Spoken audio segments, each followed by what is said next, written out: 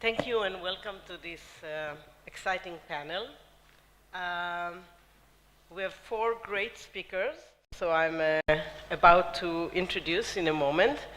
But I would like to open up by saying that it is really interesting to see how the debate about nationalism, globalism, immigration changes over time. And as you can see from my gray hair, I've been in this field for a long time. And I can remember coming to Oxford in the 80s, wishing to write a dissertation on nationalism, and everybody saying, nationalism? That's not a topic. Luckily, I met Adar Berlin, one of the oldies, and he said, well, that's perfectly legitimate. So I ended up working on nationalism, and for a long time, especially during the Fukuyama years, I was seen as somebody who's actually been captive by its primitive Israeli Middle Eastern identity, too much attached to nationalism, too far away from globalism. So it is personally interesting for me to see how the debate now reemerges, and nationalism again is becoming an issue. It is particularly interesting to see that it is motivated in many ways, not by national movements for self-determination, but by immigration and discomfort, cultural, economic discomfort among the majorities. So if nationalism used to be the project of the elites seeking self-determination, it is now being thought after by people that feel uncomfortable with the changing realities and their life experiences. So we see a new kind of nationalism emerging, and immigration, rather than self-determination, is at the center of this kind of nationalism. I would argue, if I would have the 12 minutes, but I don't, so I should be short, I would argue actually there is a close connection between issues of self-determination and the worries of communities regarding immigration, but I won't do it. As I said, time is short, and I was instructed to give each of the speakers 12 minutes, equally divided among all of you, in order to have time for a debate. So I'll just say that. I think that we have an opportunity to reflect on our premises in political theory and ask ourselves new questions. I know most of my friends, especially my American friends, especially you, Jeremy, are going to hate me for the next sentence.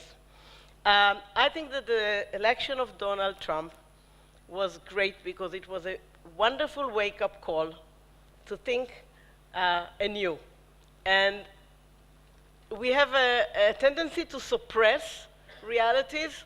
Now they have surfaced that if we want to undo part of the damage, we have to undo some of our own assumptions and reconstruct our thinking.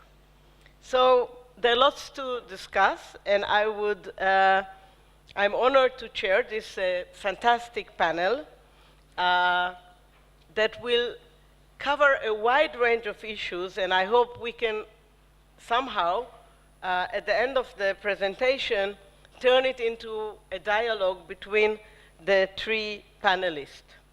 First, Thomas Friedman. I think he needs no introduction.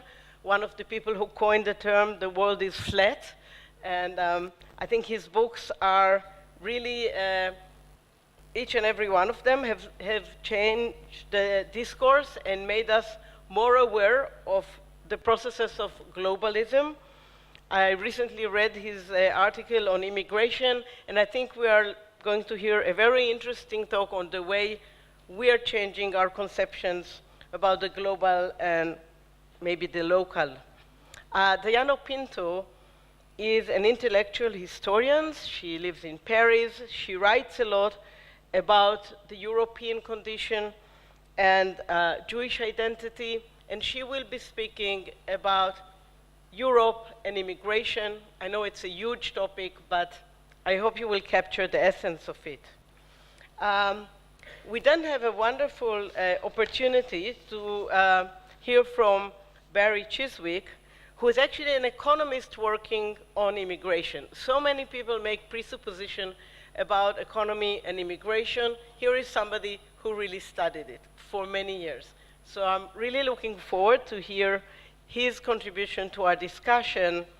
And last but not least, Mustafa Akyol, who is a Turkish writer, and we would ask him to refer to the very difficult question, is Muslim immigration creating a special challenge? Until yesterday, I would say to Europe, but now I would say globally. So is there something special about this situation? So as I said, 12 minutes. I'll try to be very punctual so we can have time for discussion. Tom, the stage is yours. Yuli, thank you very much. It's a treat to be here. Great to be on this panel. What I'm going to share with you is comes from my last book, Thank You for Being Late, An Optimist's Guide to Thriving in the Age of Accelerations. The core theme of the book is that to understand the world today as a journalist, I believe you have to think not in the box, not out of the box. You have to think without a box. And for me, that means understanding that the world is not just changing. I believe it's being reshaped. And it's being reshaped because we are in the middle of three nonlinear accelerations all at the same time with the three largest forces on the planet, which I call the market, that's globalization, Mother Nature, that's climate change, biodiversity loss, and population growth in the developing world, and Moore's Law, which is technology. All three are in, if you put them on a graph, they look like giant hockey sticks. And what these accelerations are doing and the interaction between them, which is why you have to think without a box, is they are not just changing your world, they are reshaping your world. And they're reshaping 5 realms in particular: politics, the workplace, ethics, community, and geopolitics. And what I'm going to share with you in 12 minutes is the geopolitics chapter. Now, I think of these accelerations as climate changes. I believe we're in the middle of 3 climate changes at once. We're in the middle of the change of the climate of the climate. We're going from what I call later to now. So when I was growing up in Minnesota in the 50s and 60s, later was when I could clean that river, purify that lake, rescue that orangutan. I could do it now or I could do it later. Today, later is officially over. Later will now be too late. So whatever you're going to save, please save it now. That is a climate change. We're going through a change in the climate of globalization. We're going from an interconnected world to an interdependent world. And an interdependent world is a very different world. You get a geoeconomic inversion, where first of all, your friends start to be able to kill you faster than your enemies. If Greek and Italian banks had gone under last night, I would have had to cancel my talk here. Greece and Italy, wait a minute, they're in NATO, they're in the EU. In an interdependent world, they can kill me. And in an interdependent world, your rival falling becomes more dangerous than your rival rising. Had China taken 6 more islands in the South China Sea, I couldn't care less. Had China lost 6% growth last night, I definitely would have canceled. In fact, the whole conference probably would have been canceled. China falling is much more dangerous to us than China rising in an interdependent world. And lastly, we're going through a change in the climate of business because of AI, big data, and technology, and Moore's Law accelerating. Every business today can and therefore must sensorize, capture all its data, analyze that data, optimize off that data, prophesize off that data, customize off that data, socialize off that data, connect with people, customers, and suppliers through social networks, and digitize and automatize through that data.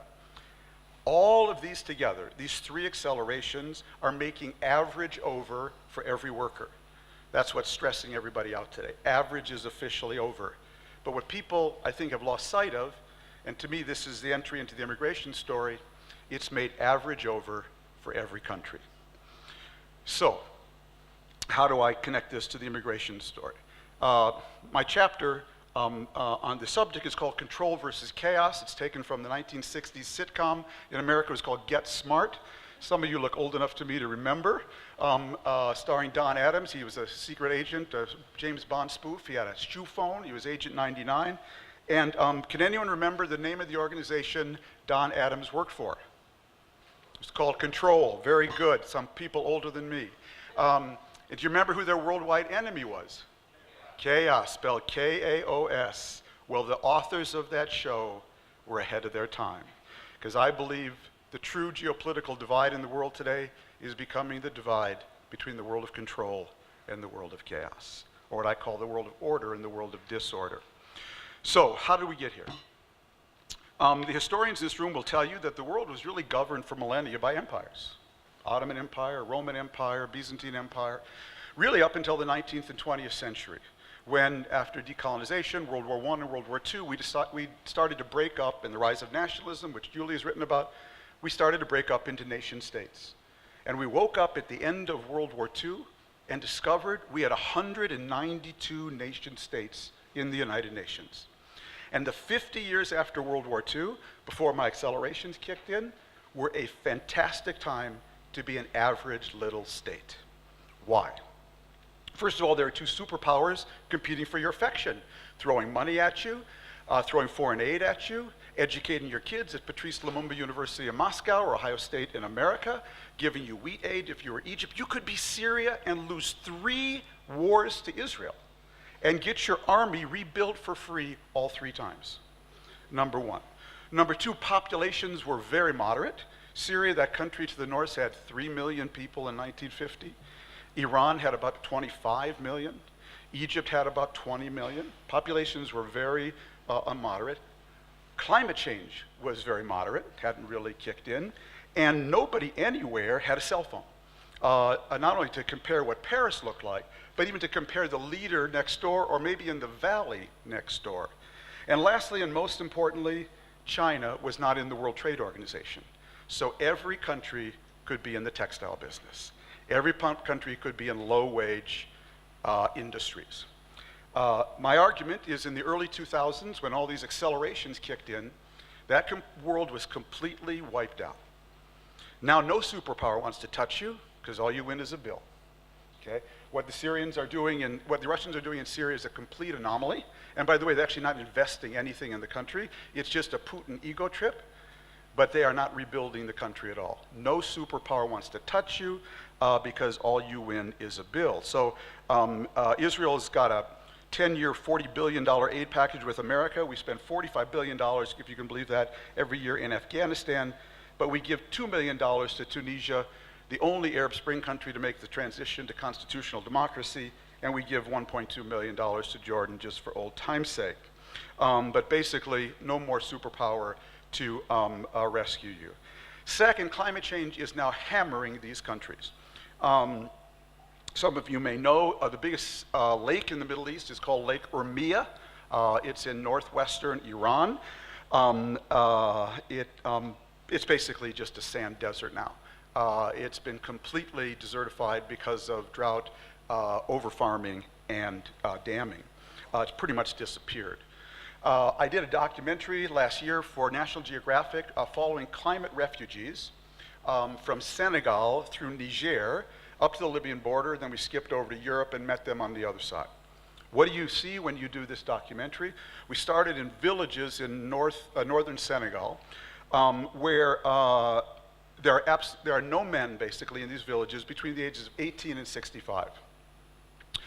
Climate change has completely hammered the soils there. The land cannot contain them. The population has exploded, so all the men have left. They've gone first to Dakar, and then they hit the road, and I'll explain in a second where they go. So Senegal today is actually at 2 degrees rise average temperature since the Industrial Revolution. 2 degrees rise average temperature. Where have I heard that number? Oh, that's the number that the Paris Climate Agreement was designed to prevent by 2100, 2 degrees rise average temperature. Senegal is already there, and they're going to 4 degrees. So what happens is these men basically all hit the road. They first tried Dakar, and then they all end up in Agadez. They get on their cell phones, where they're now human trafficking apps, and they all end up in Agadez in central Niger. It was a World Heritage Site, a spectacular town where the entire tourist industry has been repurposed to human trafficking. So our documentary begins there. There's a caravan of about 220 Toyota Jeeps and small buses. Each one is filled with about 20 to 25 men. They're all standing. They gather in downtown Agadez in the evening in safe houses during the week, and every Monday at dusk, the caravan forms. We filmed it with a drone, and they hit the road. They bribe the border police in Niger, and they all get dumped off in Libya. I also did a documentary for National Geographic on Syria, the Syrian civil war. Again, this is why you need to think without a box. The Syrian civil war was triggered because between 2006 and 2010, Syria suffered the worst drought in its modern history. It wiped out 1 million Syrian farmers and herders. They all left their homes. They flocked to the cities, lived on the margins of these cities. Assad did nothing for them. In 2011, the Arab Spring hit. They all got on their cell phones. Technology and globalization kicked in, and they blew the lid off the place. The Syrian revolution, interestingly enough, started in the two driest spots in the country, Dara and Qamishli. So climate change now hitting all of these places. In the meantime, populations have exploded. Syria's population today is now 20 million. Iran's gone from 40 million to 90 million. Africa is going to double between now and 2050 from 1.2 million to 2.4 billion, 1.2 billion to 2.4 billion. And Nigeria, by 2050, will have more people than America, 411 million people. So that's accelerating. Everyone has a cell phone now. They can see what Phoenix looks like from Central America, and they can see what Paris looks like. And oh, up in the corner there, there's a human trafficking app they can now just click on and get connected to a human trafficker who from Senegal for 400 euros will guarantee to dump you at the Libyan border.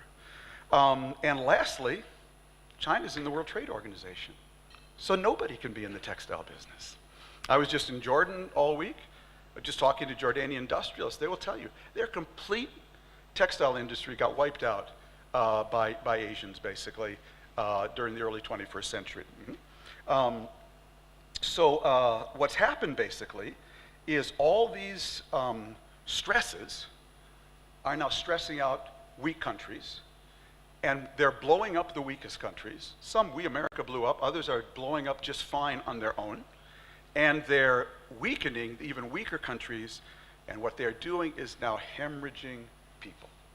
People are just basically hitting the road. In the hemisphere I live in, between 2014 and 2018, America received 187,000 unaccompanied minors from just 3 countries, El Salvador, Nicaragua, and Honduras.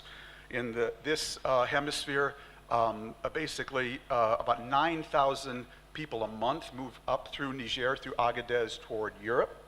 And you know the Syria story as well, which is why the single most relevant geopolitical phenomena in the world today, and I think going forward is only going to get worse because these accelerations are only going to put more and more stress on average states, is people trying to get out of the world of disorder into the world of order, out of the world of chaos into the world of control, fundamentally changing the politics of the world of order, producing nationalist, populist backlashes. Just one note of what the kind of new thinking this is going to require, and we can get into this in the question time. So Israel's kind of had a policy. My view of Israel is always what the Israeli-Palestinian conflict is to the wider war of civilization, what off-Broadway is to Broadway. So I always look at what's going on here very closely. So Israel's experience of this, Israel got 65,000 Darfuris and South Sudanese and whatnot. But Israel's relationship to the states around them has been, you know what, you guys, as long as you've got a good, strong dictator there, we're just going to be fine. A nice Sisi will do fine. A nice Assad will do fine. And I think what Israel is the biggest new change in Israel's strategic thinking is that it is actually going to have to think about the internal health, competence, governance, and future of the states around them. I saw this in Italy. I'll just end here. There are 3 institutions in Libya today. There's an oil company. There's a central bank that takes the money from the oil company and distributes it to different parties and tribes in Libya, and Libya has a Coast Guard. It has no other governing institution, but it has a Coast Guard. And that is because the Coast Guard was set up by Italy. They set up the Libyan Coast Guard basically to protect Italy from the migrants coming out of Libya.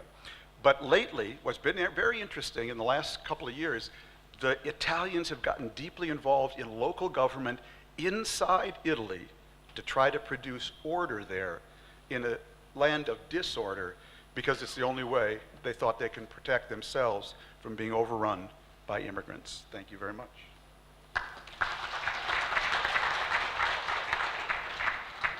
Well, as a historian coming down from the world of the future and having to handle the impossible task of talking about the European Union, Since it's impossible, I feel very relieved. Okay, here we go. 27.5 countries. Yes, the UK is in and out and in, so I count it as a half. And this morning I had fun. I counted the borders, not both sides of the borders, just one border. 53, and then I stopped. That is the amount of borders we have around Europe in terms of around the European Union and next to it. And I'm not counting San Marino, the Vatican, Liechtenstein, Andorra, or the EU's longest border with Brazil, thanks to France. So, yes, there is a Europe without borders. When this morning Dilip Dutta said, what about abolishing our borders? It has already happened. It used to be called the Schengen space. What its future lies, I don't know. But anyway, to make it very quickly, having done my homework for this roundtable, I will tell you what are the 6 geopolitical implications of what's going on today for the European Union. And I'll be very short because I don't think migration, this will be my main thesis, is at the core of many of these. Okay, the EU is now beholden in a pact with the devil in terms of democratic rights with Turkey. The irony of history, the one pleading for entry until a few years ago has become the one controlling the gates.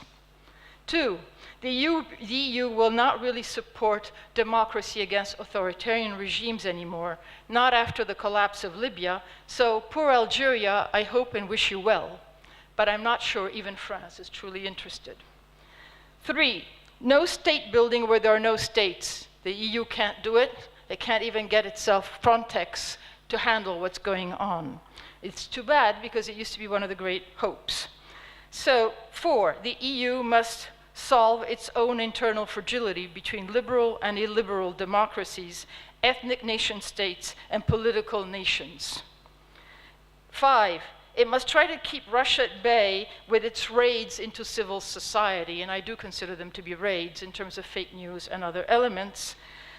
6, it must try to figure out a role to stop China's entry into its soft underbelly. Nice Churchill term, true for what China is doing in terms of the economies of Greece and now even Italy. 7, and it's really not something that I can imagine happening, although it would be vital, would be for the EU to stop playing with the catastrophic Dublin Agreement. That you had to ask for asylum rights where you first landed and be sent back there. It's created more havoc than anything one can imagine. So these are my 5 geopolitical understanding of what is happening. Is migration truly at the heart of all of the EU's worries? I'm afraid it's the cherry on top of a poisoned cake. And the reason why, because yes, there is a democratic deficit, there is a loss of belonging, there is a sense of massive economic inequalities, but there is also a very strong sense of growing return to old national identities. That is a Pandoras box. I love nationalism, I love patriotism, I love the notion of great writers, music, identity, as has been said before, but I'm afraid that is not what we're going to be getting in the future. At the lightning speed in which changes are happening, there's a slower historical undercurrent which is coming and rising to the top with its dregs. That is the fate of the European context if we don't try to shape up in a way as to return to the original values of what had been the post-war European dream and ideal. The old never again is over. Maybe we should start thinking about future not things to happen. And let me briefly say that why is migration not entirely the key? Let's start with the mother of them all, the UK and Brexit. I like the idea that they did not long want Polish immigrants and plumbers because it's so nicely anti-racist insofar as a recent BBC study has shown, the number of immigrants to the UK has not dramatically shifted or diminished.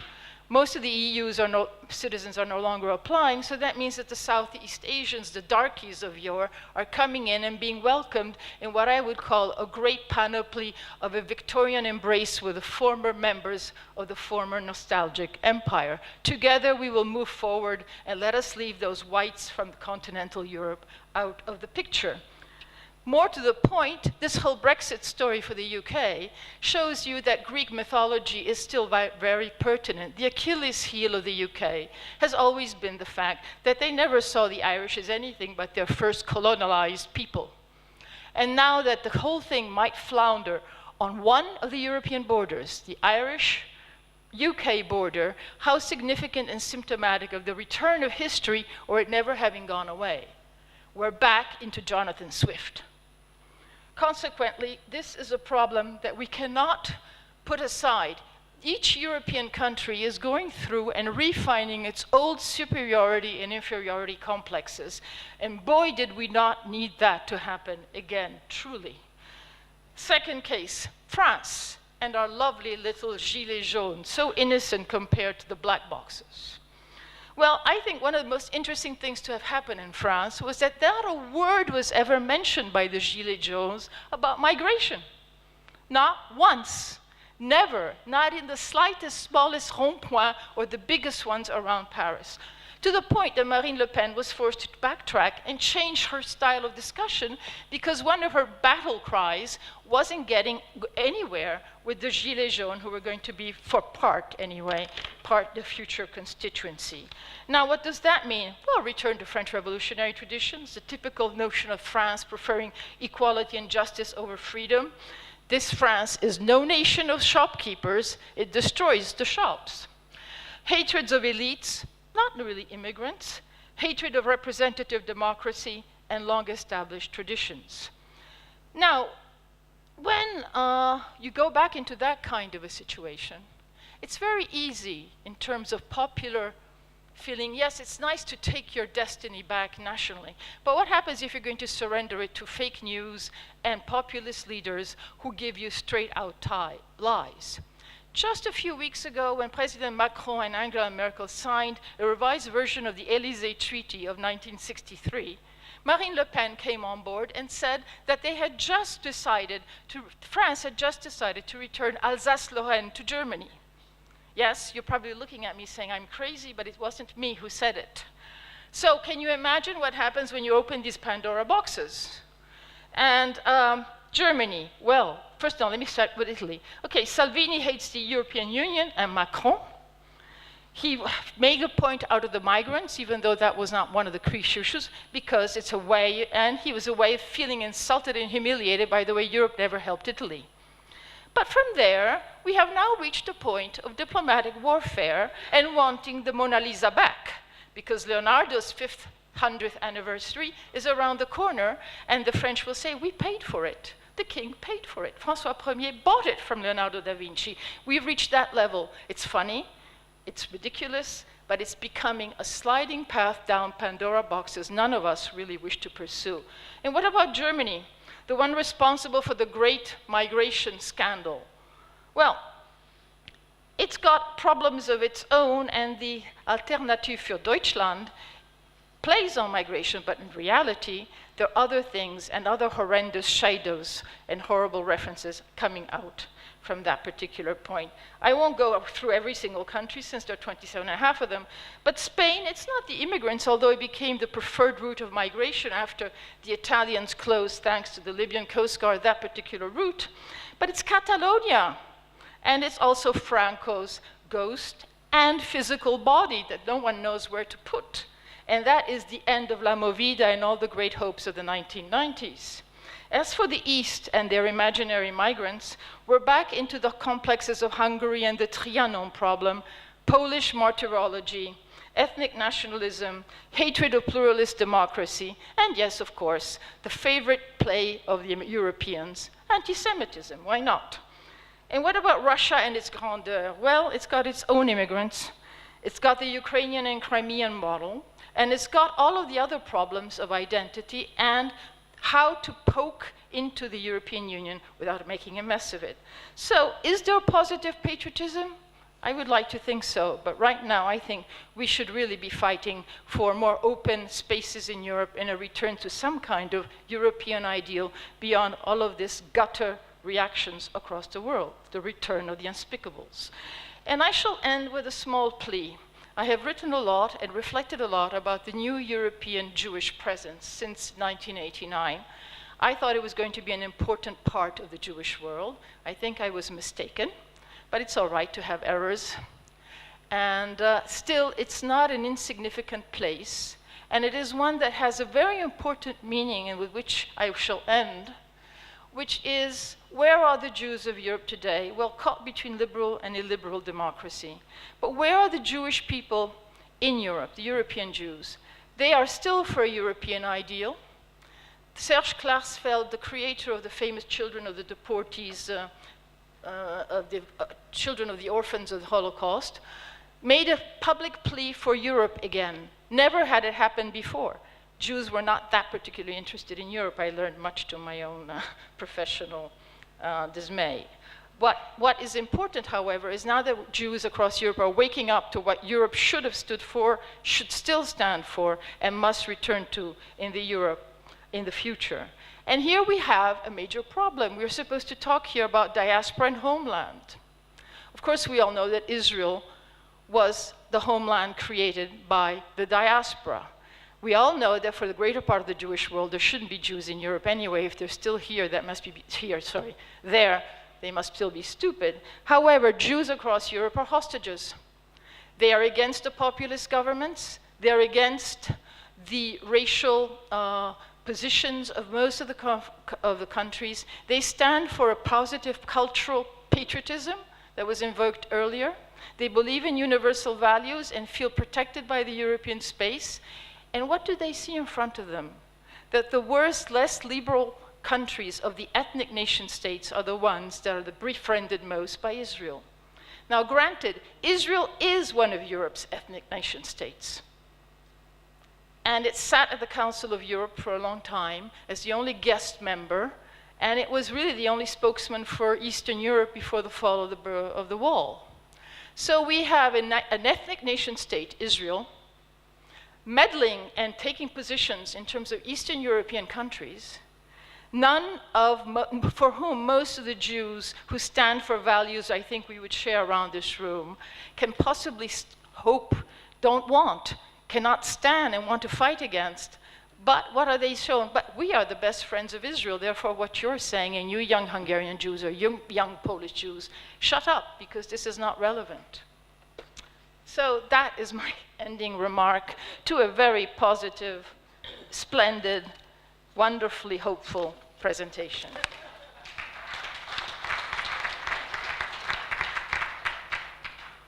Okay, that's me. I'm Barry Chiswick, and I've been working on the issue of the economics of immigration for more years than I'm willing to confess to.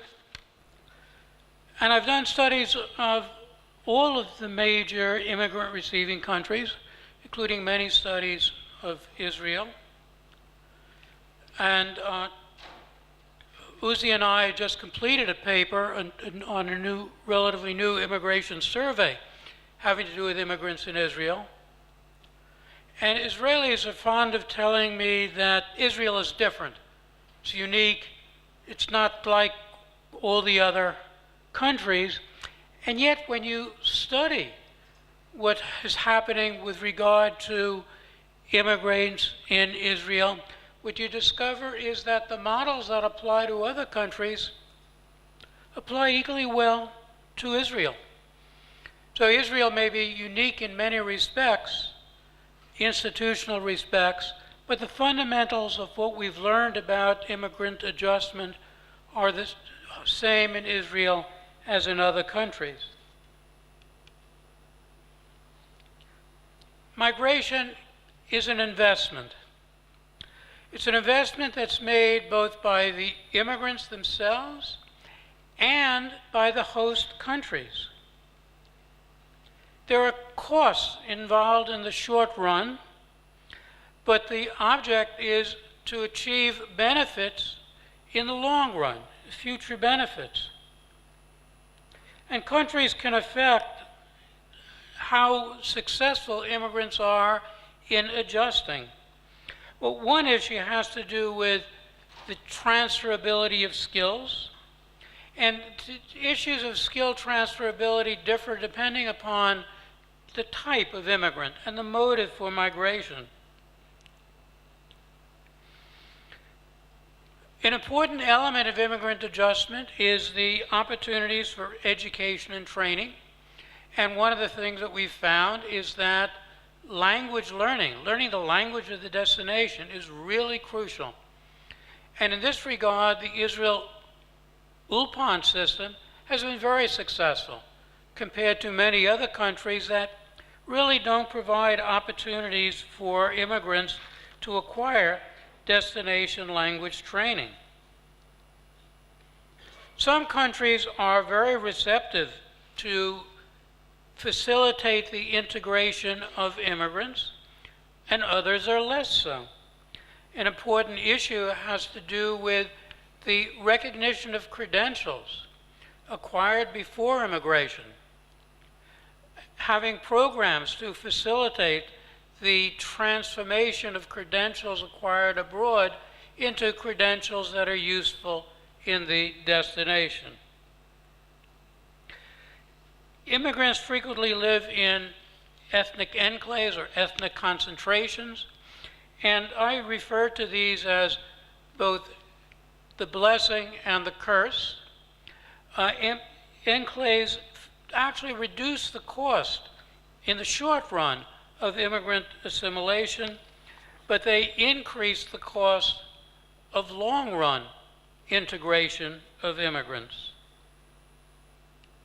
And since we're talking about other costs and benefits, which was actually supposed to be the theme of the talk, there are many benefits to the destination country from immigrants: increased population and economies of scale, to use the jargon of my profession; importation of skills, especially entrepreneurial skills; relieving bottlenecks in the labor market; encouraging capital inflows; and the beneficial effects of high-skilled immigration on reducing income inequality. In the last 50 years, all of the advanced economies have experienced widening inequality in income. Immigration of high-skilled workers actually has the effect of mitigating some of this increase. On the other hand, the immigration of low-skilled workers has the effect of contributing to the widening of inequality. And we've seen that in the United States, Europe, and Israel. An important issue is the effect of the immigrant inflows on the economic well-being of the native populations. And a lot of the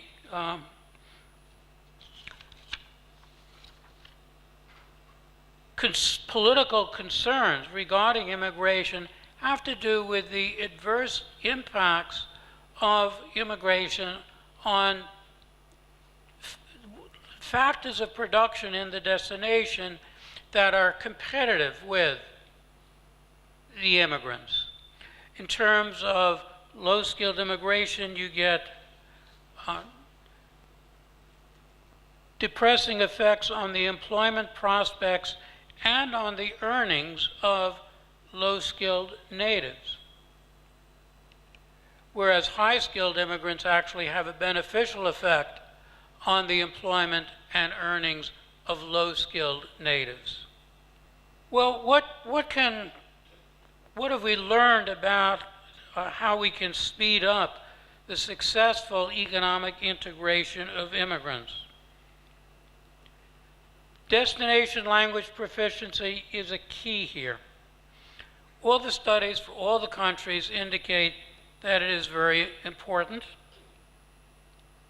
The recognition of foreign credentials, educational licenses, skills acquired abroad, may not be readily transferable to the host country, but countries can do things to facilitate increasing the transferability of these skills and providing a recognition of foreign credentials. Housing policy is very important regarding a successful absorption of immigrants. You don't want to put housing for immigrants in places where there are no jobs, or where access to jobs becomes more difficult. You don't want commuting to work to be a challenge to immigrants. So you want to facilitate the housing settlement of immigrants near where there's ready access to jobs. And this gets to the issue of immigrant enclaves. And as I said, they're both a blessing and a curse. They're a blessing in that when a new immigrant comes, they don't really know how to find a job in the local labor market. They don't really know how to go about navigating being a wise consumer. They really are not familiar with the intricacies of the local labor market. So being among others of their same origin really is beneficial. And they frequently don't have skills in the local language. And so being able to communicate in the neighborhood and in the workplace with people of the same origin language has beneficial effects.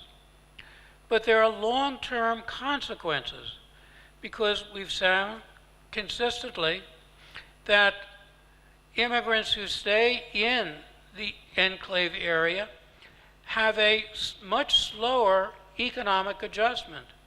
They are much less likely to acquire destination language proficiency and knowledge about how the institutions in the destination country operate if they're mingling among other immigrants or even longer term immigrants from the same country of origin.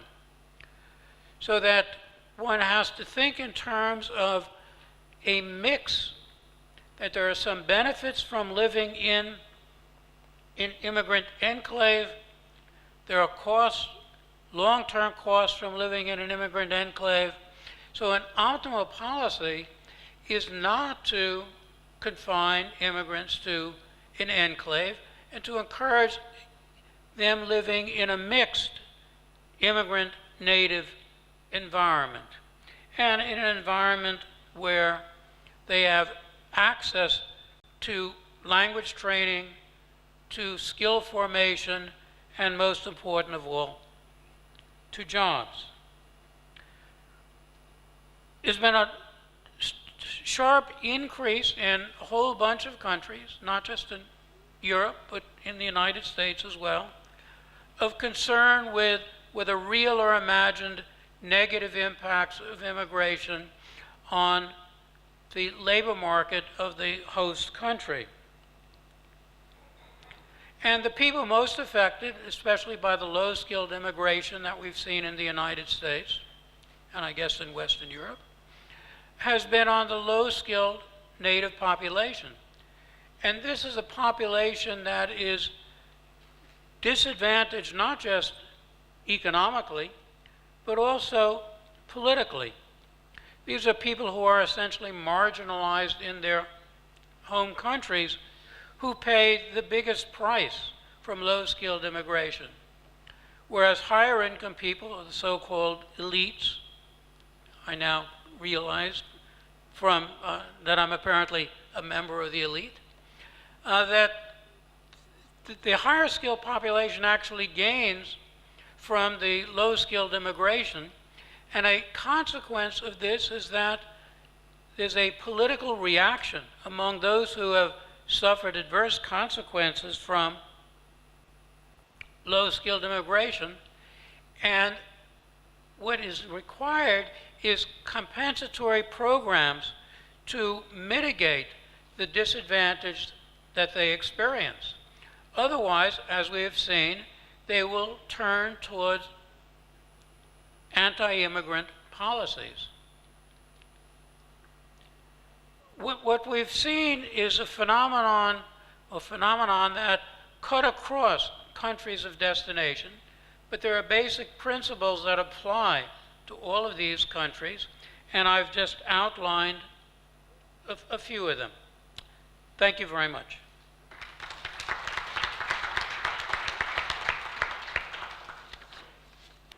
Good afternoon, and thank you.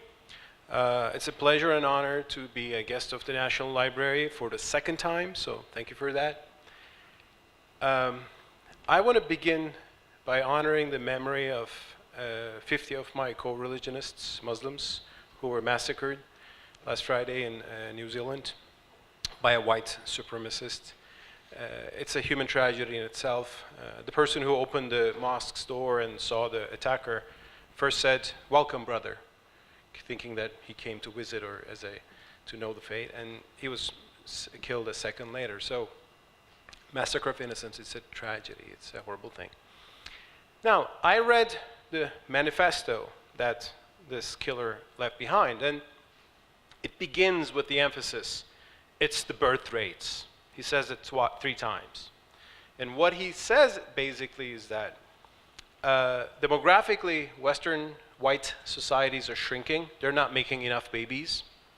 Of course, it's not the fault of anybody other than themselves, but he turned this into a conspiracy theory. Then he says non-whites, including Muslims but not others, are making too many babies. And then he extrapolates from this demographic reality to a century ahead. And he said, a century from now, our lands will be dominated by these non-whites. It will be invaded. That's why he called themselves invaders. And when he attacked the mosque, he was attacking the invaders. And in a chilling passage, he even says, what about the children? Well, they will grow up and become adult invaders, so they're legitimate targets as well. So he's all up for killing men, women, children, especially Muslims, but not just them as well. Now, this is a very grave threat, and of course it is related to what we are discussing today, but a threat that has not been maybe taken enough into consideration by Western governments, perhaps by the current government in the US as well, especially. But we should be careful, and we should be careful that they're not just targeting Muslims. He's speaking of the replacement. We will not replace us, he says that. Now you might remember from that slogan from Charlottesville, when neo-Nazis marched, they said, Jews will not replace us. And one of those fascists attacked the Tree of Life synagogue in Pittsburgh, and another massacre of innocents, killed 11 innocent Jews. So these people are against Jews and Muslims at the same time.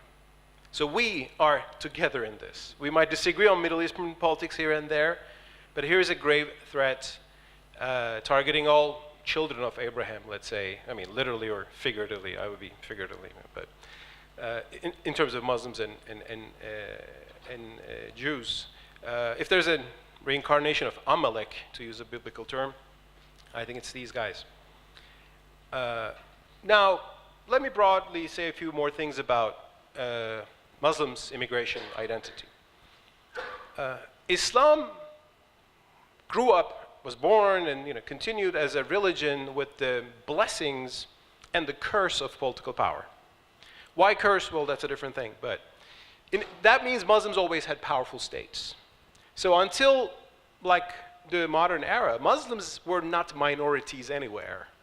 Typically, Muslims would live in the Dar al-Islam, the land of Islam, which was governed by Sharia, by a powerful sultan. And there were minorities within the Dar al-Islam, within the lands of Islam, called dhimmis, and they were tolerated, but they were second class. For that time, it was not a bad model. Not according to modern standards, but Muslims were not minorities anywhere, and they didn't even have a notion of living as a minority. Now that started to change in the 19th century when Muslim states began to shrink, especially the Ottoman Empire, the last superpower of Islam. The Ottomans started to lose lands in the Balkans and the Caucasus, and the Muslims in those lands realized, wow, now we are under control of non-Muslim empires. Some of them fled to Turkey. One of them was my grandfather from the Caucasus. He fled the Russian onslaught, which was pretty, wild and violent. He fled from 1860s to the Ottoman Empire and resettled in Anatolia. And that was managed by the first migration ministry on earth created by the Ottoman Empire called Muhacirun Komisyonu, the Commission of Immigrants. And the same thing happened in Balkans. Many Bosnians fled to the Ottoman Empire. That explains why there are more Bosnians in Turkey than Bosnia itself today. But others remained. In Bosnia, there was an interesting discussion. Can we legally, according to Sharia, live under a non-Muslim state? And some said no, others said yes, and ultimately most Bosnians stayed. There was a fatwa, opinion for that. Fatwa is not necessarily a bad thing, by the way. And they remained, and they established a civil society. They organized something called riyaset, a religious, like a rabbinate, leader of Muslims. So it didn't implement Islamic law, lived under the more liberal Austro-Hungarian Empire, and Bosnians were able to nurture and retain a pretty moderate and, I think, progressive interpretation of Islam, which is still there as one of the bright spots of the Muslim world today. Now, a second wave of Muslim minorities emerged in the 20th century, of course, with the economic reasons now to really migrate to Western countries. And again, white supremacists blame Muslims for that. Well, it is Western governments that invited them in most cases. Germany said, we need, Arbeiters, work people, laborers, so please come. So Turks from middle of Anatolia went to Germany to find a better life and to make money for their families. And these opportunities created new minorities. And now there are discussions about these minorities and their integration and so on and so forth. Broadly, I can say, today, Muslims in Northern America, especially the United States, are generally better integrated than the Muslim communities in Europe, especially France. There are several reasons for this. One is, it is easier to become an American, but it's very difficult to become French or German. America is a country of immigrants. And you can have hyphenated identities, so that's accepted. The other reason is that Muslims who went to United States generally had a higher economic status. Went not as manual laborers, but doctors, engineers, PhD candidates, and so on and so forth. That's also one thing. Another thing is that it is also sometimes difficult to match with the laïcité standards in France, for example. And it's very hard to become be a conservative Muslim and apply to that standard, which has a limited sense of religious freedom, in my view, in certain cases, including dress code. So that is one thing, but that's a broader, let's say, observation about these two continents. But what are the, let's say, controversies about Muslim immigrants? Two main themes here. One is security. Is there a security concern coming from the immigrants? And I'll be honest, there are today in the world terrorist organizations acting in the name of Islam, ISIS, Al-Qaeda, others, and they have recruits from Muslim communities all around the world, sometimes from within the West as well. Belgium and France has created a lot of recruits for ISIS. They didn't create, but they were the basis of those recruits. But that is still, statistically speaking, a very, very marginal force among Muslims. Those terrorists, ISIS and Al-Qaeda, hate not only the West and attack not only the West, they attack all other Muslims as well, because these other Muslims are apostates in their definition. So that should be seen as not a blank view as a security concern with Muslims, just like we don't see white supremacists as a reason to suspect white people. This is an ideological strain that has to be followed, that has to be, through intelligence and everything, monitored, but it's not something you can extend to the broader Muslim community and immigrants. And in fact, from a security point of view, when you look at immigrants, they actually do not pose a security threat at all, statistically speaking. I'm working at the Cato Institute, which employs some of the best immigration experts in North America, Alex Norvethesh and David Beer. For years, they've been studying data, and they've shown that, statistically speaking, immigrants commit much less crime than native-born Americans, in America, for example. Because they're new, they want to abide by the law, they don't want to make any mistake, they're actually very law-abiding people. But that's the fact proven by data. But when an immigrant commits a crime, not against another immigrant, but commits a crime against one of the native-born people, that becomes highlighted by the media, and that becomes a narrative used by politicians too to say that these people are dangerous. But statistically speaking, the security concern is much, much, much less than what people think it is. But there are other concerns. There's a concern about Islam being a different religion, a religion with a law, Sharia law, they would typically say. And Christians sometimes, understandably, have a hard time in understanding why a religion would have a legal, precedent, a legal tradition. But I think Jews can empathize with us here, because Sharia is actually the Muslim version of the Halakha.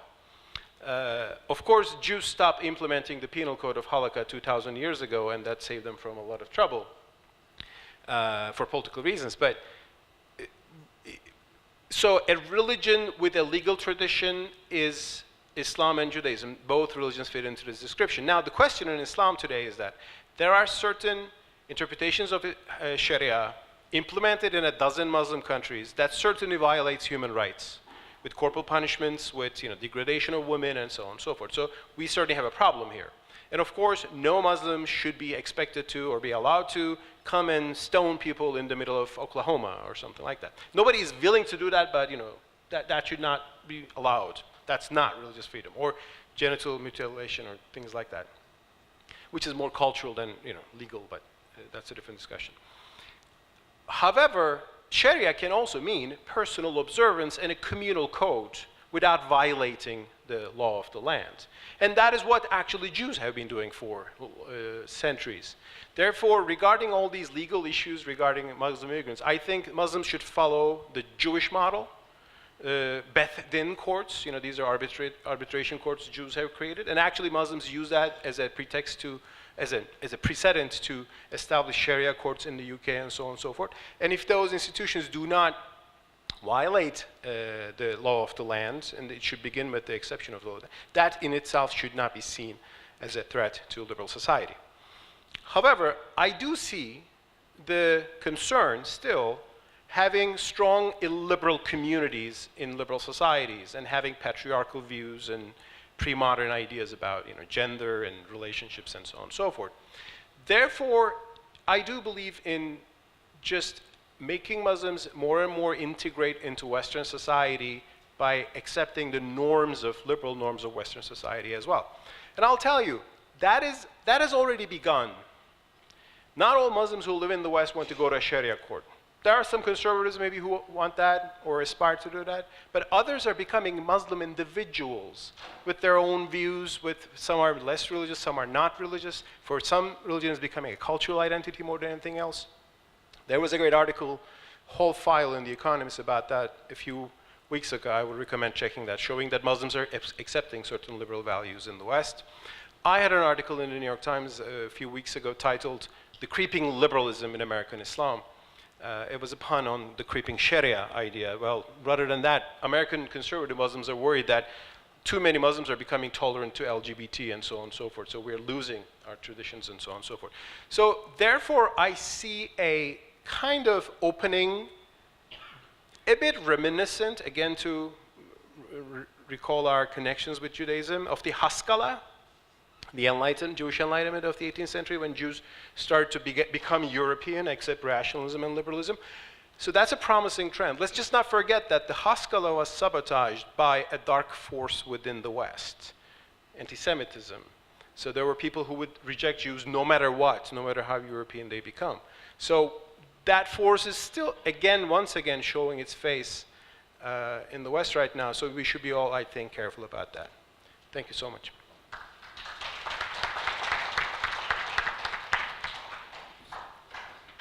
Thank you. I think first we should all join Mustafa with sending condolences to the families of the people who were brutally murdered. And I think we're all sensitive to these kinds of hate crimes, and this is an important issue that should be discussed and mentioned. Second, I would like to thank you for being so punctual. So now we have time for discussion. I was asking myself whether to follow Moshe's example in the first day, giving a short introduction, now asking a very long question, but I'll stand the temptation and just make two remarks that you may refer to during your answers, and then open it up for the audience to ask questions. The first is that listening to the economic background of integration, I remember what Tom said about Israel being off Broadway, being the Minister of Immigration, you basically described the manual of the Ministry of Immigration for Jews. There's another issue here. But integration, actually the Ministry of Immigration in Israel is called the Ministry of Absorption, because the idea is that this is sort of a melting pot idea that you have to absorb the people, maybe too harshly fighting their previous identities, but there is an idea of accommodation. And the second thing that I think follows from that and follows on what was said here is that maybe we should be seeking on ways of empowering the state, because if the state doesn't do its work, accommodate, distributes, monitors, maybe preserve identities, create solidarities, maybe we were too light-hearted about letting the state go. Maybe we should invite it in to do some of the work, because without it, we're not having weak state, we're having chaos. So this contrast between control and chaos is also a contrast about state and non-state intervention. So the floor is yours. If you have questions, raise your hand. Please introduce yourself. I can't see the names from here. And if you have a relevant question to the first one, raise 2 fingers, please. Okay, Esra Özürek from London School of Economics. My question is to Thomas Friedman. I really appreciated your presentation. But don't you think explaining a lot of the migration through climate change diffuses responsibility? You know, how about the colonial histories, and also especially in relation to Syria? Would this, I'm sure some people would be displaced because of climate problems, but if US and Russia were not dumping all those weapons, and then Iran and Saudi Arabia and Turkey, who are buying their weapons from the UK, from the US, without those, we wouldn't see what had happened. You know, so climate is there, but at the same time, in massive population movements towards immigration, you know, colonial legacies and weapons industry is also very important. Thank you. Konstantin Geber, journalist, Warsaw. Mustafa, a question to you. The analogy between Jews and Muslims, of course, is conceptually strong. There's a fundamental difference.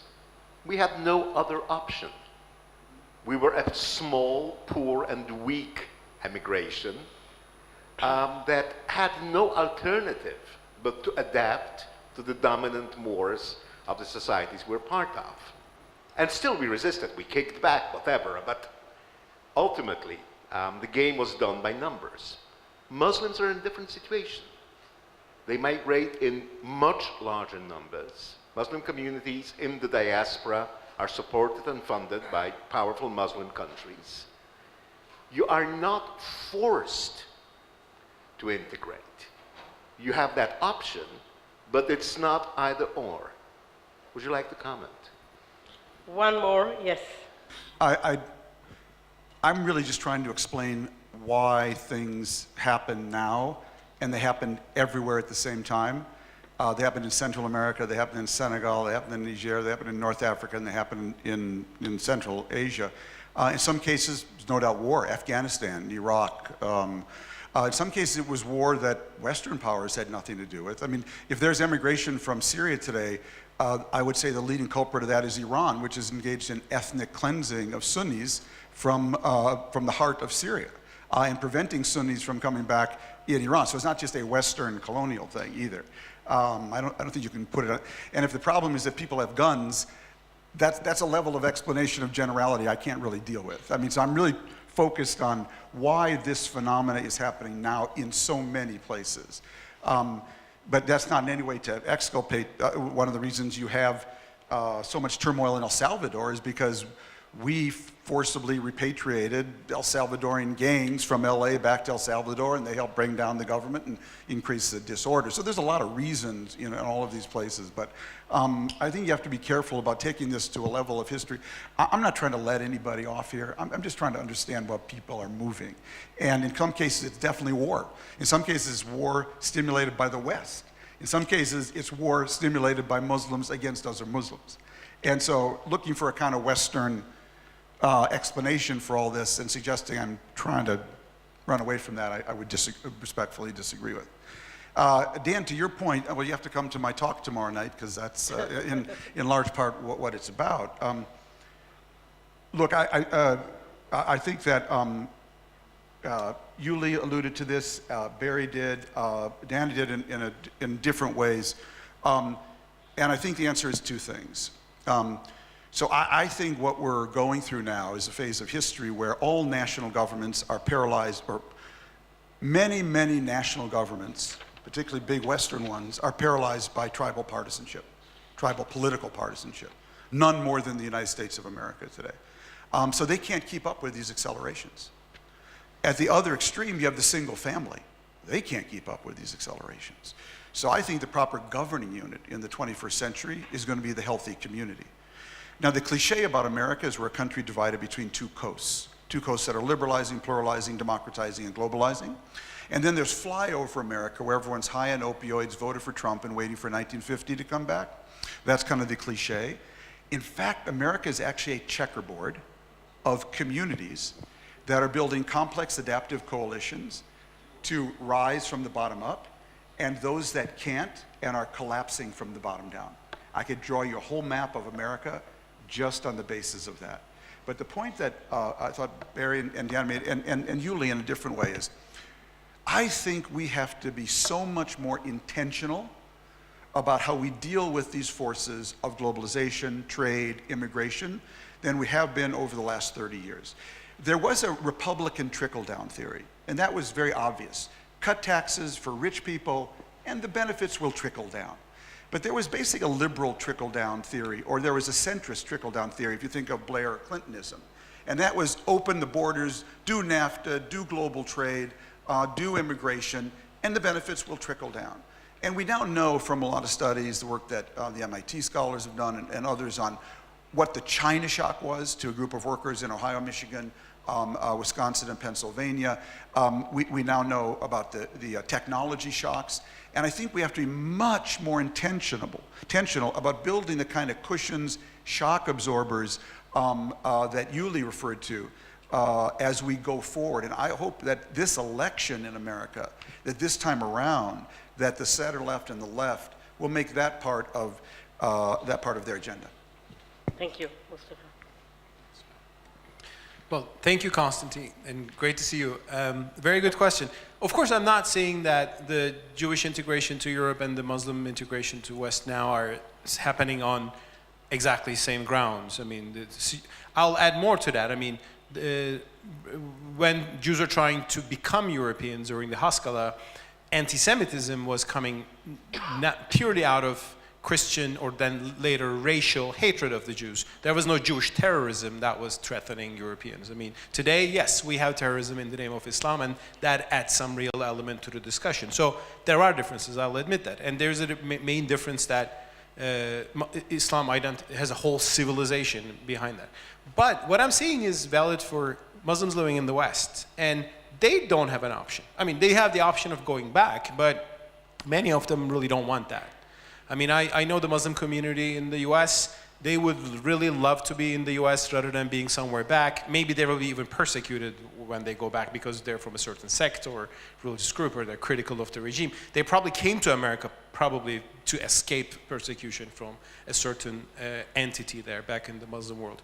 So they have no option. And so they can do two things. They can either close themselves and live in closed communities, resent and distrust the rest of society, which is a trend you see in the banlieues of Paris and so on and so forth. Or they can try to be, we are good Americans too. And I see that in the US. And that with mistakes and flaws and everything, but I think that should be welcome. And even if that is pushed aside, so, you know, you will have that ghettoization dynamic, and it will certainly not help. This is for Tom or anybody else on the panel. You know, talked about Israel's neighbors. Egypt is a country with conservatively 90 million. Some people say it's really 105 million. They rely on the, you know, the beneficence of the Gulf states. When it can help, they can, but they might have bad time. Oil prices might be down. I hear from senior European officials that Egyptian officials come to European officials and say, see all this migration to Europe from Syria? They're a country of 20 million. we're way up there. 90, 100 million, serious child's play. And you know, if you know, you're going to help us, or you know, too big to fail, or else, you know, coming to a theater near you. So my question is, what do you think about these new negotiating tactics of states to states, basically threatening people, if you don't give us aid, we're going to send our migrants to your shores? It just seems like this is a whole different, I mean, if something goes bad in Egypt, this is a whole different order of magnitude than we've seen. So, I mean, what I'd say to that, David, This is basically from Mustafa, and it's not as global because the global sounds more and more like the cat in the hat. This mess is so big and so deep and so tall.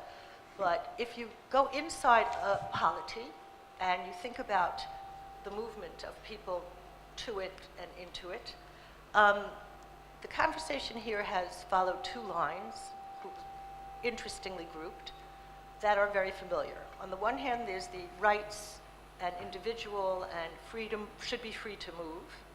And in many ways, this is an economic model, and oddly among those who are denouncing economic models. And those are the rights bearer individuals, but there are also cultural bearers. And the individuals who come, as Ruti said last night, actually are attached to people and bring families and join communities. And instead of seeing that as a negative threat, I think that we need a model where we say it's not either or, but see how the two can interact with each other positively. So I have a model in mind, and it addresses the picture you gave of both the Muslim and the Jewish histories, of something like overlapping communities, where instead of saying you're one or the other, you say I'm partly American, I'm partly, which I don't see as a procedural neutral thing to be. I think it's a cultural history and memory, etc. I am American, and I'm also Jewish, I'm also something else. It's the hyphenated model, except that I think that you add to it the fact that if you're in an overlapping community, it's not universalist. Everyone is particular. It's a way of particulars treating particulars with respect to their difference and not appealing to, okay? And the fact of overlapping allows individuals to move among them and communities to accommodate each other in a positive way, not negative. Well, in the case of Japan, they're of the view that nobody can be Japanese unless you're racially Japanese. That's a fundamental philosophy in Japan, and I think the best one can do is to try to convince the Japanese that it's in their economic self-interest to be more receptive to immigrants. Sorry? I don't know. I've been to Japan.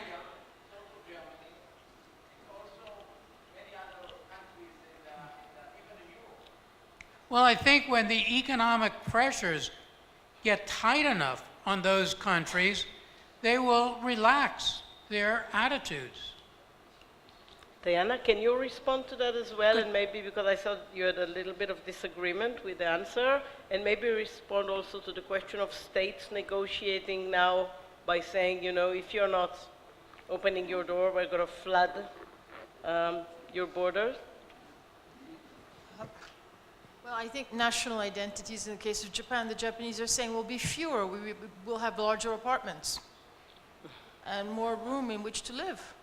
And consequently, that's how they see the fact that they're getting older, and the aged go to prison to have, you know, room and board.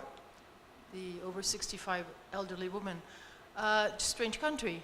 But for the other countries, it's more complex. I mean, the threat of massive waves of migration, they'll be coming ahead of us. They'll be coming, but they may be completely uncontrollable. And past history and paleontology has shown us that there have been massive waves of DNA displacement in terms of populations. We would be heading in that direction. Otherwise, I don't know. Do you remember how these famous Syrian immigrants were greeted? Migrants were greeted in 2015? Have we forgotten the crowds in the railroad stations in Budapest, in Vienna, And in Munich, they were not just academics and intellectuals greeting them, they were normal people. In other words, people who had, and without the civil societies in Germany and in Austria, these migrants would not have been integrated. And it's not a few nasty episodes in Cologne, probably, who knows, maybe financed by the Russians, or reactions to a couple of murders that should make one realize to what an extent the absorption has been quite spectacular. And so we shouldn't fall into the panic mode, which I think in 1927, the French intellectual Julien Benda spoke about la trahison des clercs. I would say that today, Tom aside, I would call it the betrayal of the journalists, for many journalists who just, make headlines and 24-hour television out of these things. And I think that this is a great danger. So let's be calm about certain problems and pessimistic about others. Tom, and maybe So Tom, to you David's, Tom, can you just reflect please. about the fact that I think we're talking about economy, Yeah, ecology, right. identity, culture, religion. Maybe we should have a more holistic attitude to this whole question rather than slice it one by one. Well, I totally believe that. It ties into back to the question Mark and Dan asked about just governance. So yeah, probably the single stupidest thing NATO's ever done was to decapitate Libya and then leave the country completely untended for with any transition mechanism. Because Gaddafi actually used to toy with the Italians all the time. How would you like a few more immigrants? And when he got mad at them, he'd send them a few more. But when we toppled Gaddafi and did not partner with Libyans to create a new order there, we completely uncorked Africa, basically. And it just all flooded through. And it was all so incredibly stupid. It's just breathtaking in retrospect. But to this question of governance that really runs through here, and I do think this is the challenge. So, I grew up in the 50s and 60s when it felt like there was always just sort of a one-size-fits-all. For Democrats, it was raise taxes, have more government. For Republicans, it was cut taxes. I think what's so hard about governing today is you have to get 100 things right, and the list changes every year, okay? And that's why the political debate we're having strikes me as so insane. Now, I think the model here, which Yuli alluded to, is actually the natural world. So, because if we're, as I suggested, in the middle of 3 climate changes at once, well, what do you want when the climate changes? You want 2 things. You want resilience, and the second is you want propulsion. You want to actually be moving forward. You don't want to be hiding under the table here waiting for the climate change to pass. So as I thought that through, I said to myself, well, who do I go to for advice on how you get resilience and propulsion when the climate changes? And I realized I knew this woman who was 3.8 billion years old. Her name was Mother Nature, and she dealt with more climate changes than anybody. So I called her up, made an appointment, went out to see her. I said, Mother Nature, how do you produce resilience and propulsion? She said, well, Tom, everything I do unconsciously, but these are my strategies. First of all, I'm incredibly adaptive. In my world, it's not the strongest who survive, Mr. Sisi. It's not the smartest that survive. It's the most adaptive that survive. And I teach that through a lesson I call natural selection. You may have heard of it. Secondly, she said, I'm incredibly entrepreneurial. Wherever I see a blank space, I fill it with a plant or animal perfectly adapted to that niche. I'm incredibly entrepreneurial. Third, she said, I'm incredibly pluralistic. Oh, Tom, I'm the most pluralistic person you've ever met. I try 20 different species of everything. I see who wins. And she told me something interesting, David. She told me her most diverse ecosystems are her most resilient and propulsive ecosystems. I love diversity, she said. Fourth, she said, I'm incredibly sustainable. Everything is food, eat, food, poop, seed, eat, food, poop, seed. Nothing is wasted, okay? Fifth, she said, I'm incredibly hybrid and heterodox in my thinking and utterly experimental. I try any trees with any soils, any bees with any flowers. Nothing dogmatic about me. Sixth, she said, my most healthy ecosystems all are built around complex adaptive coalitions. They network together to increase their resilience and propulsion. Eighth, she said, I'm a lifelong learner, and I translate all my new learning into DNA. And lastly, she did say, I do believe in the laws of bankruptcy. I kill all my failures. I return them to the great manufacturer in the sky, and I take their energy to nourish my successes. And my argument is the community, the country, the company that most closely mirrors Mother Nature's strategies for building resilience and propulsion when the climates change is the one that will thrive in this age of acceleration. And eventually we will have a political party, I call it Mother Nature's political party, that will reflect that. Thank you. Mustafa. Well, to see the person who asked the question, I should get up. Thank you. I mean, your question refers partly to the idea of rights and yesterday's discussion, so I want to say something on that as well. Is free movement of people a right? I tend to believe so, but you can't appreciate that right if you also believe in a welfare state. Because, I mean, the example from Germany, I mean, if the German court said, you know, every human has the dignity, wonderful. If that dignity includes that the state will give you a salary if you're unemployed, then you can't sustain that unless you put a wall on your border. So there is a tension between negative and positive rights here. I think philosophically, I believe more in the negative ones, the right not to be coerced. And I think European nations will have a problem growingly with welfare states. And I think much of the discussion there arises from the welfare state. People want to come into it and get the free benefits. Why not? And you either put a wall and protect that, you know, welfare oasis, or you open up and it's the markets and people, you know, struggle, and maybe that's a better model. But it's up to the Germans to decide. Just an idea. Well, what about this idea? I mean, there's a term, liberal archipelago, by Chandra and Kutakas. You may like that. I mean, the idea that in a liberal society there will be clusters of communities. Well, some people might live in a communitarian life, so we should accept that. And some people are individuals and they just brought in a society. And in the Muslim world, you have both. There is in upstate New York, there's a little community called Islamburg, which was actually saved from being attacked by white supremacists. It's a kind of Amish-like Muslim community living there in a closed life. And I have a lot of Muslims who just hanging out, friends in Washington, hanging out in bars and everything, and they say, I'm culturally a Muslim, but I'll marry somebody else. So you have that whole spectrum, just like in Judaism. And, you know, Orthodox Jews, Haredim, and you know, secular Jews are a part of the West right now. And we should have a spectrum to welcome them all. And one more thing, Jews and Muslims in the West are growingly realizing they have common grounds. I forgot to say one. One is religious freedom issues like circumcision. There is a movement in Europe to ban male circumcision as well. And there's a common, you know, Jewish-Muslim coalition to stand up against that. There's an issue about, you know, ritual slaughter as well, kosher food. So we should have a society in which the most orthodox Haredim and the Salafi and the most liberal ones somehow coexist. And I think the bottom line is negative freedom, the freedom not to be coerced. Thank you. Thank you. So the last two questions come from two great experts. So I allow you both one question, one advice. Stanley Fisher and Aaron Manberg. Yeah, the question, the terms I want to kick into this discussion is not the absolute terms that we are using, but the whole concept of circular migration, transnationalism, not only on the high end of transnationalism. When we start to see labor migration, take the migrants coming from the Philippines to Israel to work with the elderly. They go back, we are talking about tens of thousands of people. Then they go to another country. We see this trend expanding. And the whole concept of not to talking, I'm migrating from one country to another for life. People come back to their own countries as was said here, to finish as seniors, with pensions from the States and other places. So the phenomena has some flexibility and adaptability. I'm talking about migration now. If you look into circular migration, transnationalism, so that's I think that the discussion has to deal with those terms and see where we can place them in this whole discussion around migration.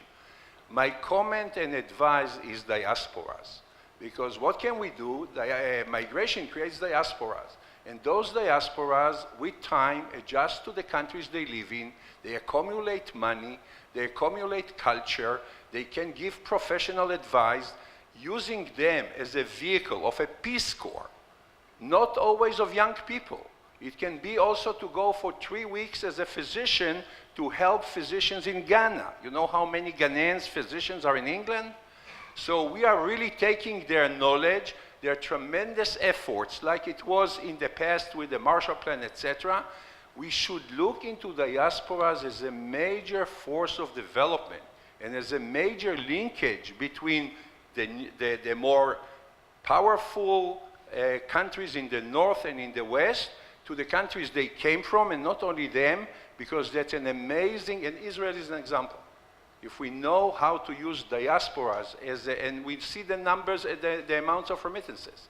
So that's my suggestion, look into diasporas, and my question is about the more soft element of migration. Thanks very much. This has been a fascinating discussion. There's been a lack of politics in it. The country that financed the Marshall Plan is not going to finance a Marshall Plan anytime soon that I can see. The only country that might finance a Marshall Plan is China. And I think we've got to figure out, if we want the West to stay where it is in terms of running the world, what it is that will change what the American approach is at the moment, in which the people who've lost from globalization are in charge and making a lot of terrible mistakes in that process. So, question, just think of the things we've done. We renounced the climate plan, just a small thing about which we've been talking. We're leaving we're messing up the trading arrangements of the world. We're doing everything to make the world worse, and we don't have plans. All we've got is our American political process. And if we go the socialism route, we'll have Trump for another time. So what do you see actually happening in the short run of 5 to 10 years? Will we have to get much worse until it all becomes clear to somebody, which is what I fear, or will wisdom strike? What's wisdom's name? Mother Nature? Take a 3.5 millennia? Well, you know, Stanley, I used to tell people that I can ruin any dinner party, and I do weddings and bar mitzvahs. So no one's more worried than, you heard what I said to Mark's question. I don't think there's a simple answer. I think there's 100 small answers. It starts, first of all, with electing a president who knows what world he's living in. So I'll tell you a quick story. I actually know Trump. I knew him from the world of golf. I never played with him, but I happen to know him from that world. And I interviewed Obama the day the Iran deal was announced. And my shoulder had just been broken. I was on OxyContin. It was just incredibly painful. I interviewed him in the Oval Office, got done all these radio shows, said, "Will you come on?" I said, "Guys, I'm in too much pain. Call me in 2 weeks." Morning Joe calls me in 2 weeks. And in between, Donald Trump announced his candidacy. And now they don't want to talk about the Iran deal at all. They just want to talk about Trump and the wall and Mexican rapists.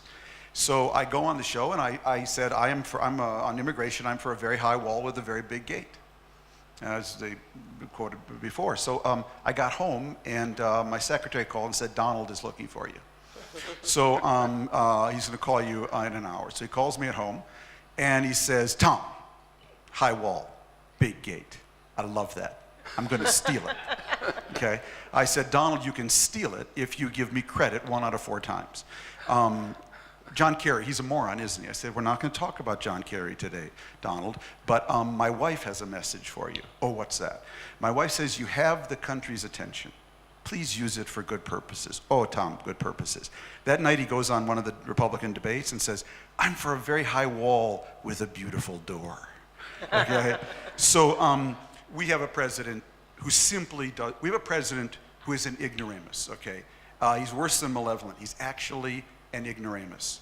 And having someone like that leading the United States at this time is incredibly dangerous, which is why I believe our next election, it's not about health care, it's not about Green New Deal, it's about our institutions. But on the question, the broader question, what is the strategy? As I said, you know, it's like with economists. You know, when I grew up in the 50s, What did every town pray for? Please, Ford Motor, come to my town with a 25,000 person factory, and everyone will be taken care of. Well, that factory is now 2,500 robots and 500 people. So to get the employment you need 4 people creating jobs for 8, 8 people creating jobs for 12, 12 people creating jobs for 20. You need 100 different ways to get there. And I think the new foreign policy, the way we'll think about this, won't be a Marshall Plan, won't be writing a big check.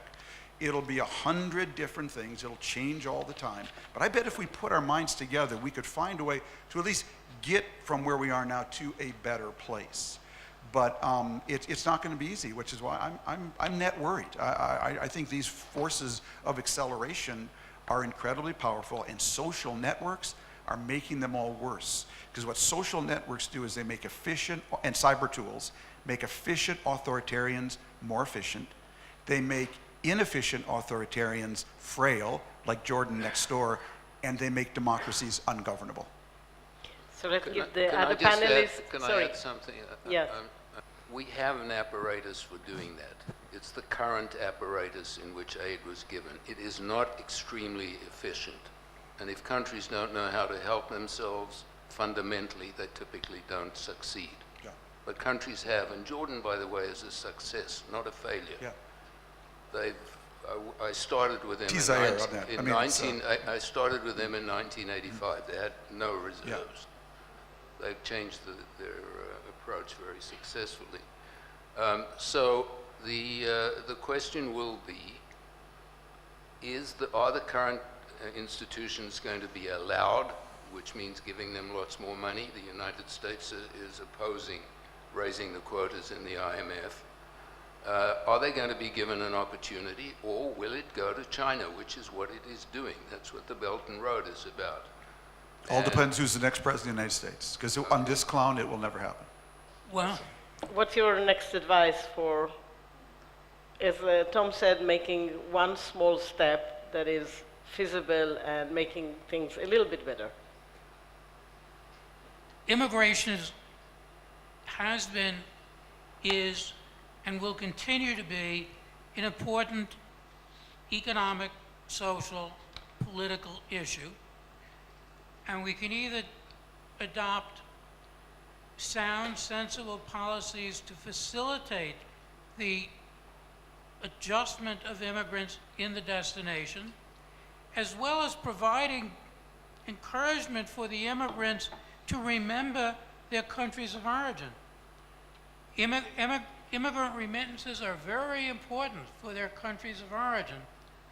And we might want to think in terms of smart policies to encourage immigrants in the advanced economies to remember financially and otherwise their countries of origin that provided them with the basis. Some countries may do foolish things like Japan, and eventually, if the economic pressures on Japan get strong enough, they will be more welcoming of immigrants to help them with their various economic and social problems. I mean, part of the sluggishness of the Japanese economy has to do with their lack of immigrants. And eventually, I'm hopeful that they will catch on, but I don't have any particular magic bullet to solve these problems. Thank you, Diana. Oh, how about asking the different migrants and immigrants, what do you know how to do? What are your specific competences? And what would you like to do? And we will help you realize it in your new world. The alternative, otherwise, I can find lots of employment in Europe. 53 borders to be patrolled by customs officials, policemen, and others. Nice, cushiony, functionary jobs for a lifetime and back to the age of horror. Mustafa. Give us a lift, Mustafa. Well, I mean, I'll go back to my issue, Islam. I mean, religions, none of our great religions were born at a time when idea of human rights liberalism was around. Those ideas, the roots were there, I believe. I mean, these traditions find the roots there. I mean, the Christians didn't think that render unto Caesar means secular state for 17th centuries. I mean, during the Enlightenment, some people thought, oh, maybe this meant that. And, Jews have gone through this. through the Haskalah, and you know much better than this, a lot of people here, but I found that fascinating because it's very relevant to Islam. Moses Mendelssohn sounds like Muslim reformers today so similarly. Islam is coming to that now. It is difficult because modernity comes not from within itself, but from an outside civilization. That is also geopolitically a problem for a long time, colonialism and all that.